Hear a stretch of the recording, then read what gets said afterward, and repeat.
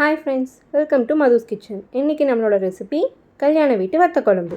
150 gram வெங்காயமும் ஒரு 10-12 பல் பூண்டும் நம்ம எடுத்து வச்சுக்கிறோம். அடுத்தது பார்த்திங்க அப்படின்னா தோல் உரிச்ச வெங்காயமும் பூண்டையும் பார்த்திங்க அப்படின்னா தண்ணி நல்லா ஊற்றி அலாசி எடுத்து வச்சுக்கிறோம். 2 தக்காளி எடுத்துக்கிறோம். 1 பெருசு சின்னது, அது பொடி பொடியாக நறுக்கி வச்சுக்கிறோம். நம்ம ஸ்டவ் ஆன் பண்ணிக்கலாம்.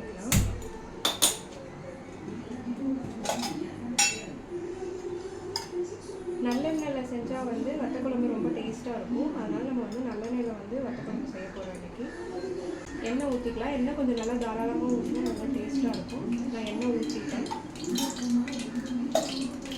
அடுத்து நம்ம வெங்காயம் உரித்து கழுவி வச்சுருக்கிறத போட்டுக்கலாம்.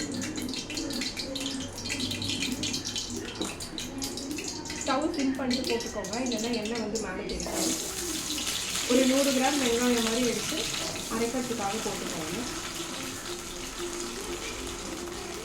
இதை நம்ம நல்லா வதக்கி விட்டுக்கலாம். வெங்காயம் நல்லா வதங்கணும். நம்ம பாதியிலே எடுத்தோம் அப்படின்னா அந்த பச்சை வாசம் வரும்.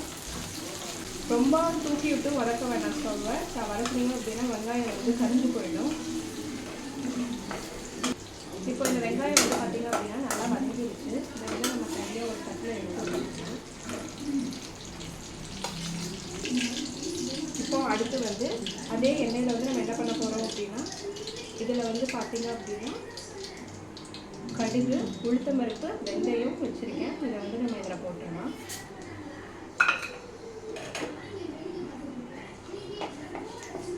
இது கடுகு நல்லா பொரிஞ்சு வரணும்.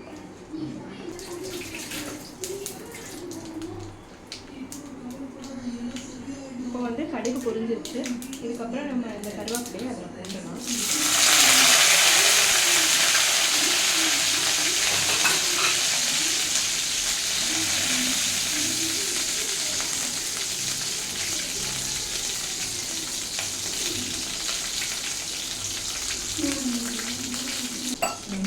இதுக்கப்புறம் பூண்டு ஒரு கையளவு இந்த அளவு போடுங்க. பூண்டு நல்லா வதங்கணும்.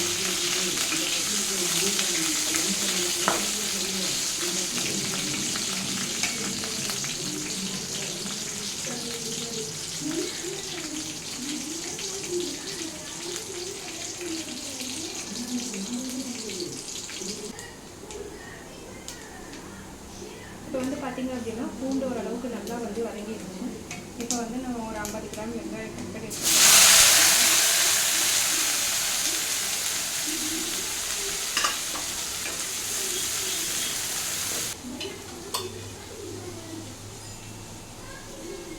இப்போ ஒரு தக்காளி நறுக்கி வச்சுருக்கோம், அதையும் இதில் போட்டோம்.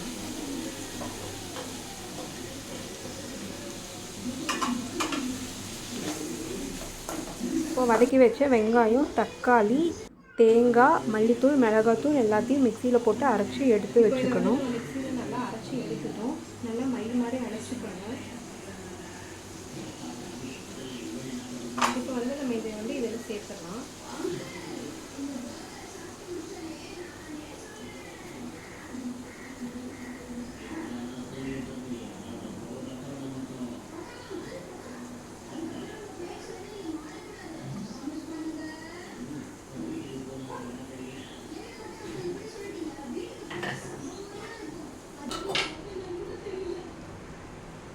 மிக்சியில் கொஞ்சமாக தண்ணி ஊற்றி அலசி எடுத்து வச்சுக்கலாம்.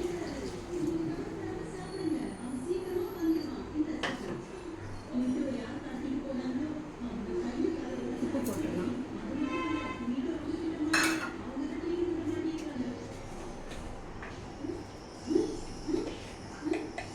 அடுத்து மஞ்சள்தூள்.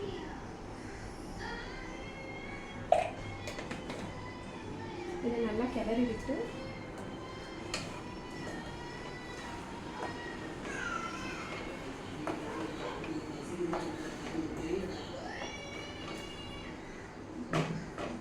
இன்னும் வேணும்னா நம்ம தண்ணி கொஞ்சம் சேர்க்கறதுனா கூட சேர்த்துக்கலாம். கெட்டியாக இருக்கனால நான் இன்னுமே கொஞ்சம் தண்ணியை சேர்த்துக்கிறேன்.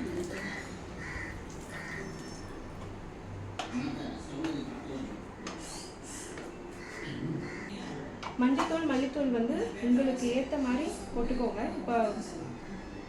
இப்போ இதை கொஞ்சம் நல்லா கிளறி விட்டு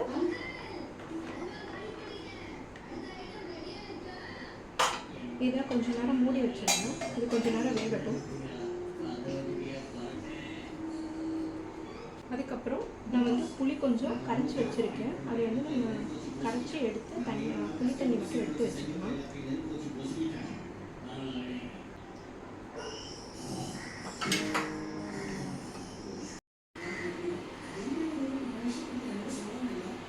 இப்போ பார்த்தீங்க அப்படின்னா குழம்பு நல்லா கொதிக்குது. இந்த ஓரத்தில் வந்து பார்த்தீங்க அப்படின்னா எண்ணெய் வந்து பிரிஞ்சு வந்திருக்கும். அப்படின்னா வந்து குழம்பு நல்லா கொதிச்சிருச்சு அப்படின்னு அர்த்தம். இப்போ வந்து நம்ம இந்த எடுத்து வச்சிருக்க புளி தண்ணியை வந்து நம்ம இதில் வந்து ஊற்றிடலாம்.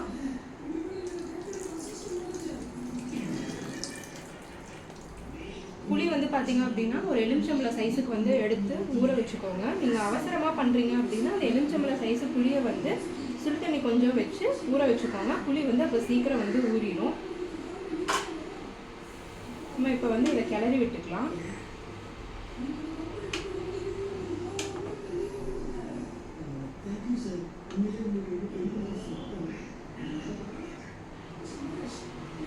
நீங்கள் கல்யாண வீட்டுக்கெல்லாம் போனால் வந்து புளிக்குழம்பு நிறைய சாப்பிட்ருப்பீங்க. சாப்பிடும்போது இது நல்லா இருக்கே, நம்மளுக்கு இது மாதிரி வரணுமே அப்படின்னு வந்து யோசிப்பீங்க. இந்த மாதிரி செஞ்சு பாருங்கள். கண்டிப்பாக வந்து உங்களுக்கு அந்த டேஸ்ட் வந்து வரும். திருப்பியும் வந்து நம்ம இதை மூடி வச்சுக்கலாம். ஒரு கொதி மட்டும் வரட்டும்.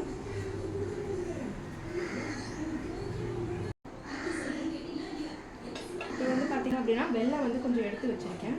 இதை வந்து நம்ம இதில் போட்டுக்கலாம்.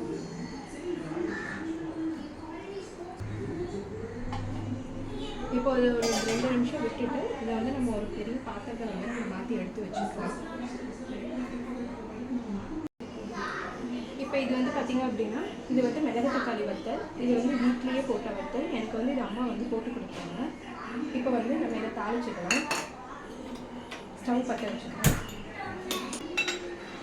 நல்லெண்ணெய் ஊற்றிக்கோங்க. இப்போ வந்து லைட்டாக எண்ணெய் சூடானோட என்ன பண்ணுறோம் அப்படின்னா இந்த வத்தலை வந்து ஸ்டவ்வை வந்து சிம் பண்ணிட்டு இதை வந்து உள்ளே போட்டுக்கோங்க. இது வந்து பார்த்திங்க அப்படின்னா நான் வந்து 1 டேபிள் ஸ்பூன் வத்தல் அளவுக்கு நான் வந்து எடுத்து வச்சுருக்கேன். அது நல்லா இப்படி வந்து ஸ்ப்ரெட் பண்ணி விட்டுக்கோங்க. இது வந்து நீங்கள் வேணால் நெய்லையும் வறுத்து போட்டோம்னா, நெய்யில் வறுக்கிறத விட நம்ம குழம்பு வந்து ஏற்கனவே வந்து எண்ணெயில் வந்து நம்ம தாளிச்சிருக்கோம் எல்லாமே பண்ணியிருக்கோம் அப்படின்னாலும் வந்து எண்ணெயில் பண்ணாலே வந்து நல்லாயிருக்கும். இது வந்து வத்தல் வந்து பார்த்திங்க அப்படின்னா மிளகு தக்காளி வத்தல் அந்த காய் வந்து பார்த்திங்க அப்படின்னா முழுசாக பபிளாக வரும். அப்போ வந்து நீங்கள் வந்து இதை ஆஃப் பண்ணிக்கோங்க. நல்லா வந்து இது பொறுத்து முறிஞ்சு வந்துடும். அப்போ இதை ஆஃப் பண்ணிவிட்டு தனியாக எடுத்து வச்சுக்கோங்க. இப்போ வந்து நான் குழம்பு ஒரு பாத்திரத்தில் மாற்றி எடுத்து வச்சுருக்கேன். இப்போ வந்து இதை வந்து இதில் போட்டுருக்கேன்.